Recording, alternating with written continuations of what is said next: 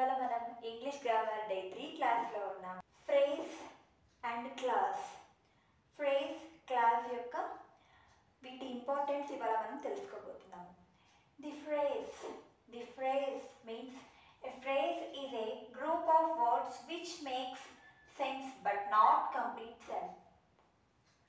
Complete sentence అనేది ఉండదు. Phrase means a phrase is a group of words which make sense but not complete sense. Complete sentence అనేది ఉండదు, అసంపూర్తిగా ఉంటుందన్నమాట. అసంపూర్ణంగా ఉన్నటువంటి సెంటెన్స్ని మనము ఫ్రేజ్ అని అంటాము. ఫర్ ఎగ్జాంపుల్ తీసుకున్నట్టయితే long ago there lived a king. Long ago there lived a king. ఇక్కడ ఇంకా సెంటెన్స్ అనేది రావాలి, కానీ ఇంకా పూర్తి అవ్వలేదు ఈ సెంటెన్స్ అనేది. The sun rises in the east. Raju sat on a bench.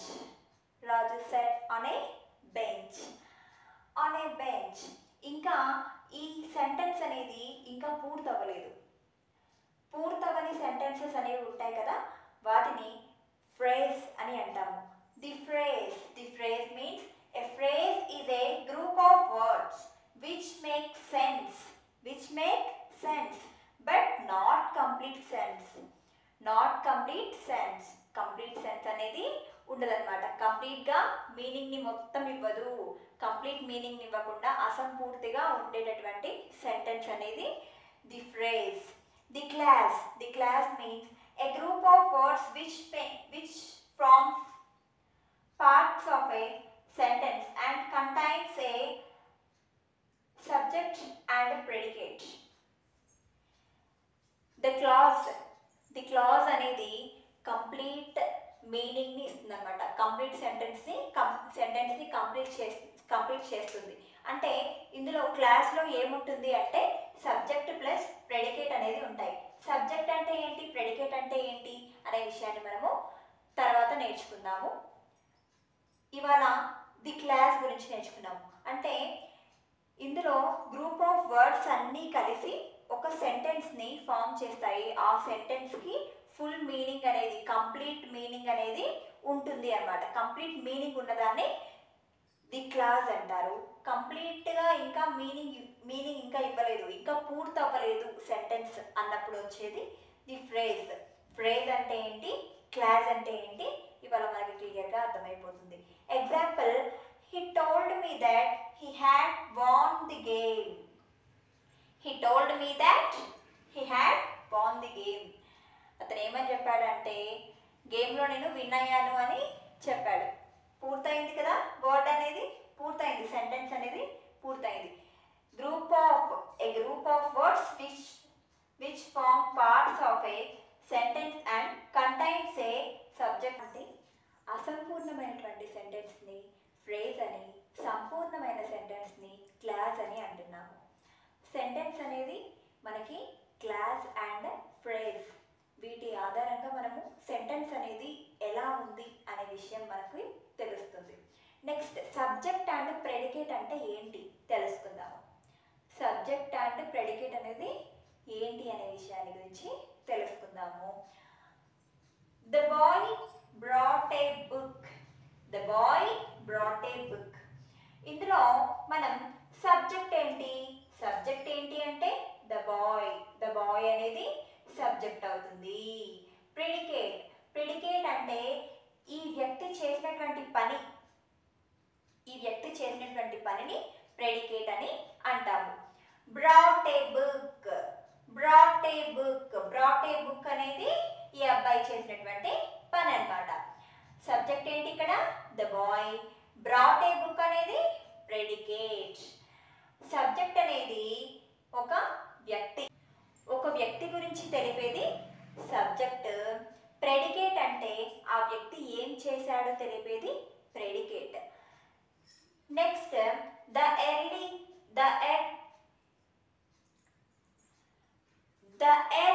revolves around the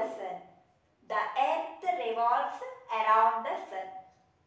ఇందులో సబ్జెక్ట్ ద ఎర్త్ అవుతుంది, predicate revolves around the sun. Subject ఇక్కడ ఏంటి? The earth. ప్రెడికేట్ ఏంటి? Revolves around the sun. Okay, మీకు అర్థమైంది కదా? ఇప్పుడు మనం సెంటెన్స్ ఫార్మేషన్ చేసినప్పుడు ఆ సెంటెన్స్లో సబ్జెక్ట్ ఏంటి, ప్రెడికేట్ ఏంటి మనకి తెలిసి ఉండాలన్నమాట. సబ్జెక్ట్ ఏంటి అంటే ఒక వ్యక్తి కావచ్చు, ఒక వస్తువు కావచ్చు. ప్రెడికేట్ ఏంటి అంటే ఆ వ్యక్తి కానీ వస్తువు కానీ చేసినటువంటి పనిని తెలిపేది ప్రెడికేట్. ఓకే, మీకు అర్థమైంది కదా? ఫ్రేజ్ అంటే ఏంటి? ఫ్రేజ్ అంటే అసంపూర్ణమైనటువంటి సెంటెన్స్ని ఫ్రేజ్ అంటాము. క్లాజ్ అంటే ఏంటి?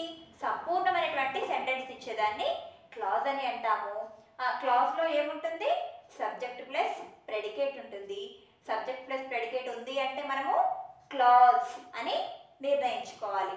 నెక్స్ట్ ఏంటి అంటే సబ్జెక్ట్ అంటే ఏంటి, ప్రెడికేట్ అంటే ఏంటి? ఎగ్జాంపుల్స్ తీసుకుని మనము ఇక్కడ క్లియర్గా ఎక్స్ప్లెనేషన్ ఇచ్చాము. The boy brought a book. ఇందులో సబ్జెక్ట్ ఏంటి, ప్రెడికేట్ ఏంటి? The earth revolves around the sun. ఇందులో సబ్జెక్ట్ ఏంటి, ప్రెడికేట్ ఏంటి మనం తెలుసుకున్నాము. మీకు ఈ సబ్జెక్ట్ అండ్ ప్రెడికేట్ గురించి అర్థమైందో లేదని నాకు తెలియాలి కాబట్టి మీరు కామెంట్ సెక్షన్లో కామెంట్ చేయండి. He has great intelligence. He has great intelligence. The early birds catch the worms. ఇందులో ఈ రెండింటికి సంబంధించి మీరు కామెంట్ బాక్స్లో కామెంట్ చేయండి. ఇందులో సబ్జెక్ట్ ఏంటి, ప్రెడికేట్ ఏంటి అనే విషయాన్ని.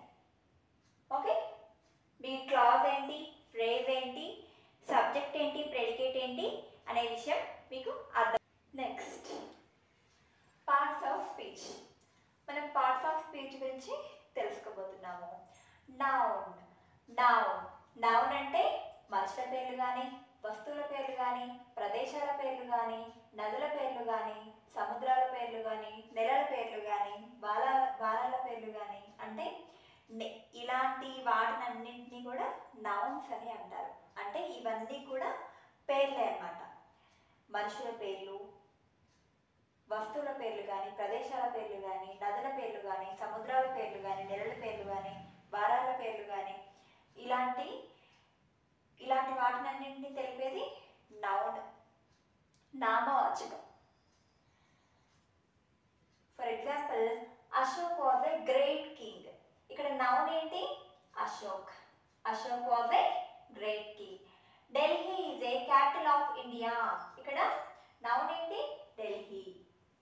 Next adjective. అడ్జెక్టివ్ అంటే ఏంటి? అడ్జెక్టివ్ అంటే విశేషణము అని అర్థము. అడ్జెక్టివ్ అనేది నౌన్ యొక్క గుణాన్ని తెలిపేదే అడ్జెక్టివ్. నౌన్ యొక్క గుణాన్ని తెలిపేది అడ్జెక్టివ్. నౌన్ యొక్క గుణాన్ని తెలుపుతుంది అనమాట. Example, he is a brave boy. He is a brave boy. ఇక్కడ బ్రేవ్ బాయ్ అనేది అడ్జెక్టివ్ అవుతుంది. This book is very interesting. Very interesting. Very interesting అనేది అడ్జెక్టివ్ అవుతుంది. ప్రనౌన్. Next pronoun. ప్రనౌన్ అంటే నౌన్కి బదులు ఉపయోగించేది ప్రనౌన్. నౌన్కి బదులుగా ఉపయోగించేది ప్రనౌన్. పేరుకు బదులు మనము కొన్నిసార్లుగా మనం ప్రనౌన్ని ఉపయోగిస్తూ ఉంటాం అన్నమాట. ప్రనౌన్కి example, she told me a story. ఇక్కడ ప్రనౌన్ ఏమొస్తుంది అంటే షీ. అంటే ఇక్కడ ఆమె పేరు ఉండాలి, పేరు లేదు. పేరుకు బదులుగా ఏమొచ్చింది? షీ అని వచ్చింది కాబట్టి ఇది pronoun. He is waiting for me. ఇక్కడ హీ అనేది ప్రనౌన్ అవుతుంది. He is waiting for me. ఇక్కడ అబ్బాయి పేరు ఉండాలి కానీ లేదు. He is waiting for me. పేరుకు బదులుగా వాడేది ప్రనౌన్. Next verb. వర్బ్. వర్బ్లో డూయింగ్, బీయింగ్, హ్యావింగ్ అంటే చేస్తున్న పనిని తెలిపేది వర్బ్, క్రియ. మనం చేసే పనులన్నింటినీ కూడా వర్బ్తో మనము తెలియజేస్తాం అనమాట. వర్బ్ అనేది డూయింగ్, బీయింగ్, హ్యావింగ్ ఈ వర్డ్స్ని ఆధారంగా మనము చెప్పచ్చు ఆ పని జరుగుతుందా, జరగట్లేదా అనే విషయాన్ని మనము తెలుసుకోవచ్చు. Example, Gopi playing volleyball. Playing ఆడుతూ ఉన్నాడు. ప్లేయింగ్ మీన్స్ జరుగుతూ ఉంది పని అనేది. Playing volleyball. The girl wrote a letter to her brother. Wrote a letter. రాసింది, ఆల్రెడీ రాసింది. రాయడం కంప్లీట్ అయిపోయినటువంటి యాక్షన్ అది. వర్బ్ అంటే ఏంటి? క్రియ, జరుగుతున్న పనిని తెలిపేది వర్బ్. Next adverb. అడ్వర్బ్ అనేది ఇక్కడ ఏదైనా పని అనేది ఎప్పుడు జరిగింది, ఎన్నిసార్లు జరిగింది, ఎక్కడ జరిగింది, ఎలా జరిగింది తెలుసుకోవడానికి మనము ఉపయోగించేది అడ్వర్బ్. ఒక క్రియ అనేది ఎప్పుడు, ఎలా, ఎందుకు, ఎన్నిసార్లు అనే విషయాన్ని మనం తెలుసుకునేదే adverb. Example, he ate food quickly. ఈయన తొందరగా తిన్నాడు అనమాట ఫుడ్. ఏట్, తినడం పూర్తయిపోయింది. Radha he's very intelligent. Radha అనే అమ్మాయి చాలా intelligent. Always aim high. Aim అనేది ఎప్పుడు కూడా హైలో ఉండాలి. ఓకే, మీకు అర్థమైంది కదా. నౌన్ అంటే ఏంటి? నామవాచకం. అడ్జెక్టివ్ విశేషణము. ప్రనౌన్ మీన్స్ నౌన్ కి బదులుగా వాడేది ప్రనౌన్. వర్బ్ అంటే క్రియ. అడ్వర్బ్ అంటే ఆ క్రియ అనేది ఎలా జరిగిందో తెలిపేది అడ్వర్బ్. గురించి తెలుసుకుందాము. ప్రిపోజిషన్ అనేది noun plus pronoun. Noun pronoun యొక్క రిలేషన్షిప్ అనేది మనకు ఈ చిన్న చిన్న వర్డ్స్తో వాటి మధ్య రిలేషన్షిప్ని మనం తెలుసుకోవచ్చు అనమాట. దీన్ని ప్రిపోజిషన్ అంటాము. ఎగ్జాంపుల్స్ తీసుకున్నట్టయితే, there is a cow in the field. ఇక్కడ ఇన్ అనేది లేకపోతే ఇక్కడ అర్థం అనేది ఉండదు. ఎక్కడుంది కౌ అనేది? In the field. ఇన్ అనేది ఇక్కడ ఏంటి? Preposition. Next, the cat jumped of the chair. ఎక్కడి నుంచి ఎక్కడికి జంప్ చేసింది? చైర్లోకి జంప్ చేసింది. ఇక్కడ ఆఫ్ అనేది ఏమవుతుంది? ప్రిపోజిషన్ అవుతుంది. నెక్స్ట్, కంజంక్షన్ అనేది Conjunction is a words used to join words or sentences. అంటే కొన్ని వర్డ్స్ని జాయిన్ చేసుకోవడానికి మనకు కంజంక్షన్ అనేది ఉపయోగపడుతుంది.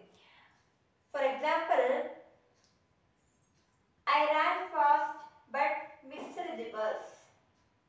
I ran fast but missed the bus. ఇక్కడ బట్ అనేది ఏమవుతుంది అంటే కంజంక్షన్ అవుతుంది. బట్ అనేది కంజంక్షన్ అవుతుంది. కంజంక్షన్ వర్డ్స్ ఏమన్నాయంటే or, but, and, for, it, or అనేది కంజంక్షన్ వర్డ్స్. అంటే ఇప్పుడు వర్డ్స్ సముదాయమే మనకు సెంటెన్స్ కదా. వర్డ్స్ని ఇంకా చేర్చుకోవడానికి మనకి ఉపయోగపడేది కంజంక్షన్. ఇక్కడ or, but, and, for, it, or అనేవి మనకి వర్డ్స్ని ఇంకా మనం తీసుకోవడానికి హెల్ప్ అవుతుంది. ఇక్కడ చూడండి, వర్డ్లో run fast but missed the bus. ఇక్కడ బట్ అనేది ఉండటం వల్ల ఇంకా ఈ వర్డ్స్ని మనము తీసుకోవడానికి వీలు పడింది.